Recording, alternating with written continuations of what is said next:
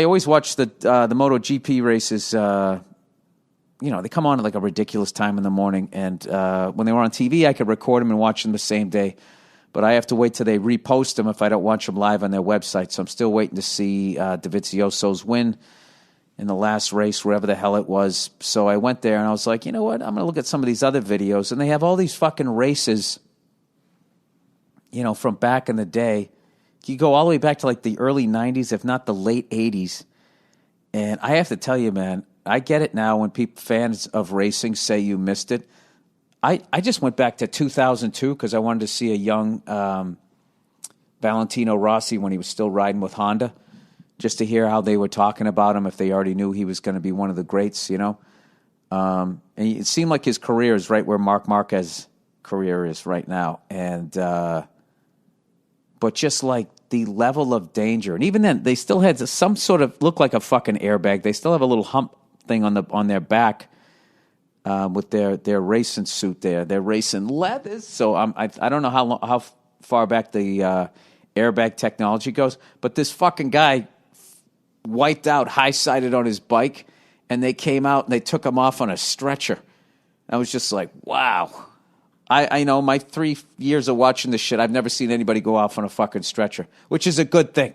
But just when I watch old Formula One races, which is the best thing of going to the F1 site and the Moto GP site, is to start watching some of the old races. And I wish, if you could go on to like the NFL.com and just watch a game. Like, I always wanted to watch that game when Walter Payton ran for 275 yards against the Minnesota Vikings in the late 70s, and he set the record. I always wanted to see that game. I've never even seen NFL film highlights on it. I don't know. It's a great way for a fan who's new to the sport, be they young or an old fart like me. It's a great way to learn your history and be able to put what you're seeing into some sort of perspective. So I watched this race. And what was really incredible was back then that in the same race they had 4-stroke and 2-stroke engines. And for those people who are mechanically inclined like myself, that just means 2 strokes means it's just every 2 strokes it fires. So as the piston comes up, the spark plug fires, boom, drives it down. Piston comes up, it fires. It's just bang, bang, bang, bang, bang. And where a 4-stroke, it's every 4 strokes. So it fires, down, fire, down, up, down, fire. Same thing. So I guess the 4 strokes ran smoother and were easier to handle. And the 2 strokes, it was weird. They had like more power, so they were lighter. Because there's a pass on the race that I watched. This fucking guy, about 11 minutes into the race, it looked like a pass you'd see in a movie about motorcycle racing. There was 2 turns, and he just fucking opened the throttle and went around the outside of one guy, and on the inside of Valentino Rossi, and then Rossi just sort of, played with them for like the last 10 laps, and every time they got on the straightaway, he would kind of come up on him, just sort of almost like a boxer measuring him.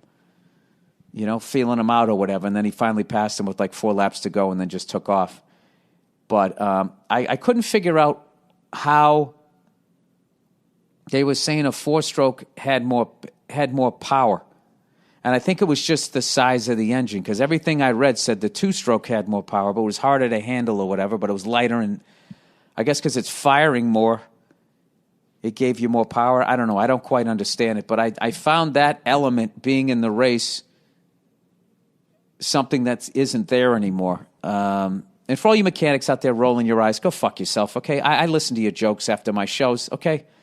You can deal with me talking about it. It was really fucking interesting. So if anybody out there knows more about that and can explain it to me a little bit nicer than that fucking cocksucker who tried to explain the summer solstice to me and the winter solstice, and all that means is the point when the sun is the highest or the lowest in the sky. Fucking guy yelling at me like he figured it out, like the church wanted to burn